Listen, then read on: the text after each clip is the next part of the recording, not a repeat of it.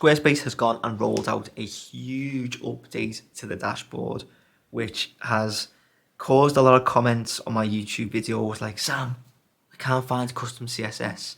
Design doesn't exist. And I'm just like head in my hands because I have to go back and record about 100 videos. But I mean, I'm just going to try and direct people to this video.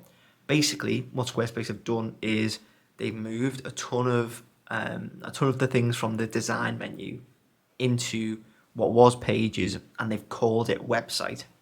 So it's a little bit confusing. I'm sure we'll all get used to it, but this is where you find it anyway. What we want to do is head into website. So we'll head into here, and then underneath all of our pages, we scroll down to the bottom, and we're going to see this tab called Utilities. What we want to go into is Website Tools. So we click on this, and then you can see we've got custom CSS. So we click into here, and there we go. It's there.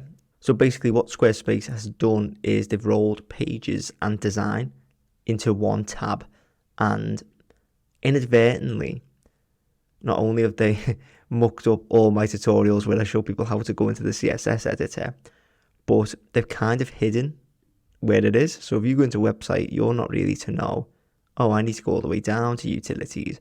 But once you know, it's quite simple. So hopefully that helped. If it did, please make sure to leave a like, hit subscribe, and check out all of the Squarespace resources in the description below.